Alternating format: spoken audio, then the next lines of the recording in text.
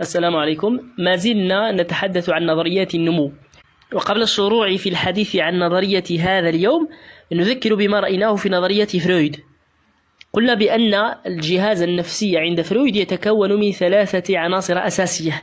فرويد يقسم النفس الإنسانية أو النفس البشرية إلى 3 عناصر أساسية، وهي التي تكون الجهاز النفسي عنده، وهي الأنا والهو والأنا الأعلى. فالأنا تمثل الجزء العقلاني والجزء الواقعي في شخصية الإنسان، وأما الهو فيمثل الجزء الغريزي والجزء الشهواني. ثم الأنا الأعلى تمثل الجزء الأخلاقي والجزء القيمي، تمثل القيم والأخلاق التي يرغب الإنسان في تحقيقها. إذن فالإنسان يتكون من هذه العناصر ال3، وهي دوما في تفاعل حتى تشكل لنا شخصية الإنسان وسلوكه وتصرفاته. فإذا استولى الهو على هذا الصراع فإن مبدأ اللذة ومبدأ الشهوة هو الذي سيسيطر.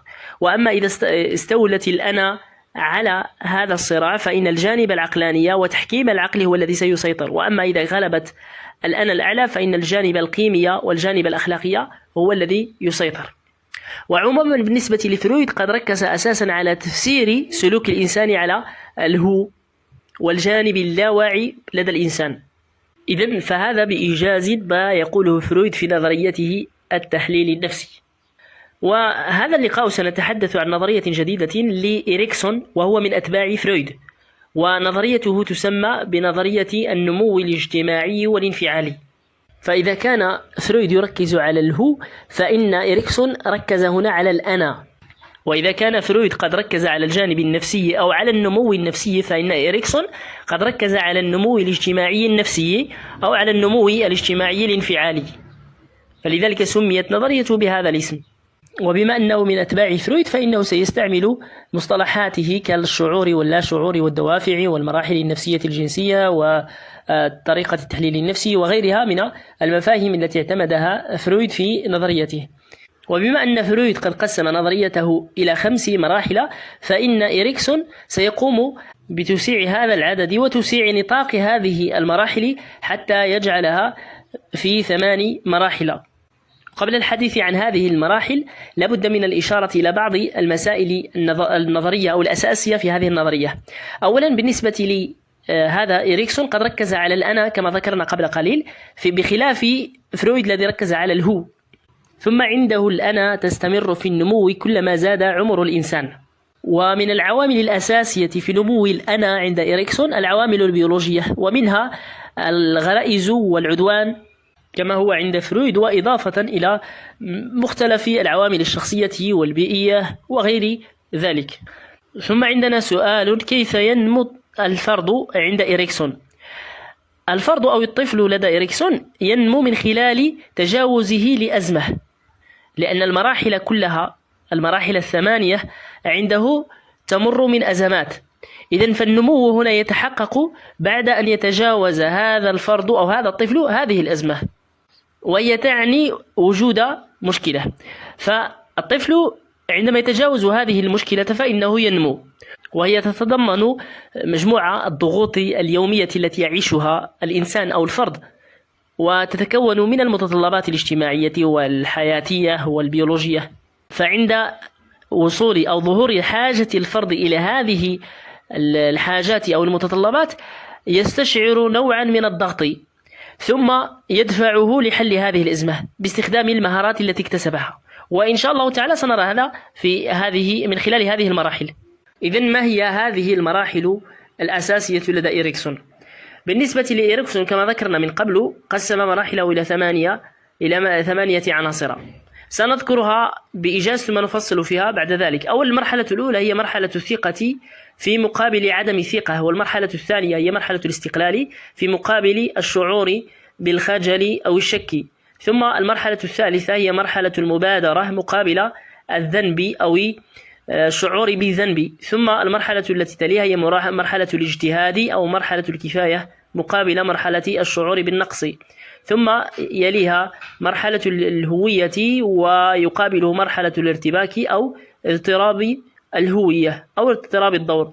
ثم المرحلة الموالية هي مرحلة الألفة وتأتي في مقابل العزلة. ثم المرحلة التي تليها هي مرحلة الإنتاجية مقابل الركود. ثم المرحلة الأخيرة هي مرحلة السلامة أو تكامل الذات مقابل اليأس. هذه المراحل باختصار، وقد تجدونها بمسميات أخرى، لكن هذا لا يغير من مضمونها شيئا. لماذا؟ لأن هذا ناتج عن الترجمة فقط، فالمترجم أحيانا قد يستعمل بعض المفاهيم التي يراها أليق من غيرها. إذن هذه المراحل الثمانية التي ذكرها إريكسون هي التي تحدد نمو شخصية الفرد. فحصيلة هذا النمو، أو أن هذا النمو هو حصيلة للتفاعل الذي يحدث بين مختلف العوامل التي ذكرناها وفاعلية الأنا. فمختلف هذه العوامل تضع الفرد في أزمة، ويحاول أن يتجاوز هذه الأزمة من خلال التفاعل، من خلال تفاعل الأنا مع هذه الضغوطات أو مع هذه العوامل. فإذا أفلح الطفل أو الفرد في اجتياز هذه الأزمة فإنه يكتسب مهارات جديدة وفعاليات جديدة، بينما فشله في حل هذه الأزمات يؤدي إلى اضطراب النمو، وبشكل دقيق نمو الأنا. فالنمو الأنا هو الذي يضطرب عند الفرد وعند الإنسان.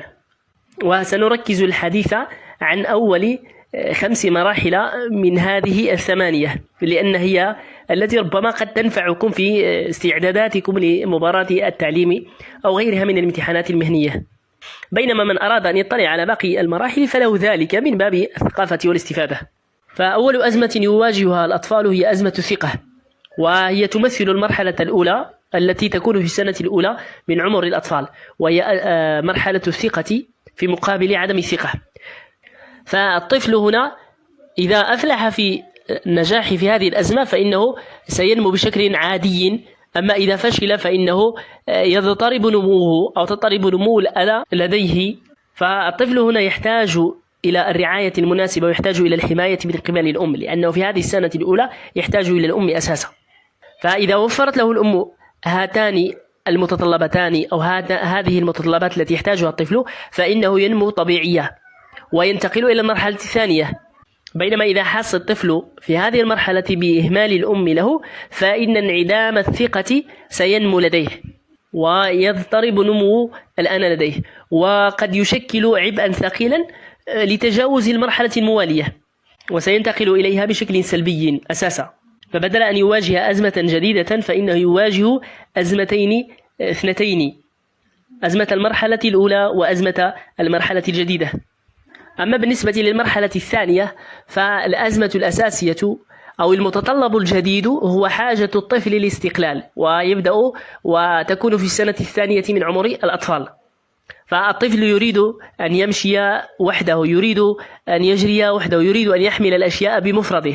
فإذا تحقق له هذا الأمر فإنه سيكمل هذه المرحلة بشكل سلس وينتقل بشكل إيجابي إلى المرحلة الموالية. أما إذا لم يتحقق له الاستقلال في هذه المرحلة فإن الطفل سيشعر بالخجل ويشعر بالخوف ويشعر بالريبة، وبالتالي هذا سيضاعف أزمته السابقة، خاصة إذا لم يتمكن من تجاوز الأزمة السابقة بسلام، وبالتالي سينتقل إلى المرحلة الموالية بشكل سلبي أيضا. والمرحلة الثالثة هي مرحلة الطفولة المبكرة أو أزمة المبادرة أو البداءة في مقابل الشعور بالذنب، وتكون في السنة الثالثة إلى السنة الخامسة من أعمار الأطفال. حاجة الطفل في هذه الأزمة أو في هذه المرحلة إلى أخذ المبادرة، وطبعا هنا يكون بتشجيع الوالدين للطفل، فيشجعه والداه ويشجعه معلمه ويشجعه زملاؤه على أخذ المبادرة. فإذا أحس الطفل بهذا التشجيع وهذا العطف وهذه المساعدة فإنه يتجاوز هذه المرحلة. أما إذا انتقص منه والداه وكذلك خمعه مدرسه وأهانه زملاؤه فإنه سيشعر بالذنب وسيقع في أزمة جديدة. أما المرحلة الرابعة فهي أزمة الكفاية أو الكفاءة في مقابل الشعور بالنقص، وهي تمتد خلال الطفولة المتوسطة والمتأخرة. فالطفل في هذه المرحلة يعني بعد 6 من عمره يلج المدرسة، فهو في حاجة الآن إلى الشعور بالقدرة، بأنه قادر على التعلم، بأنه قادر على مواجهة زملائه، بأنه قادر على مواجهة متطلبات الحياة التي تخصه. طبعا هنا نتحدث عن حياة الطفل في المرحلة الابتدائية. إذا نما الطفل في المراحل السابقة بشكل سليم فإنه يسهل عليه تجاوز هذه المرحلة، خاصة إذا كانت البيئة تساعده، خاصة إذا كانت بيئته التي يعيش فيها تساعده، مما يتعلق بالأسرة وما يتعلق بالمدرسة وهكذا. أما إذا كان الطفل قد عاش في المراحل السابقة بأزماتها فإنه سيصعب عليه جدا تجاوز هذه المرحلة. ثم المرحلة الموالية وتشمل مرحلة المراهقة وتسمى بأزمة الهوية في مقابل الاضطراب الدوري.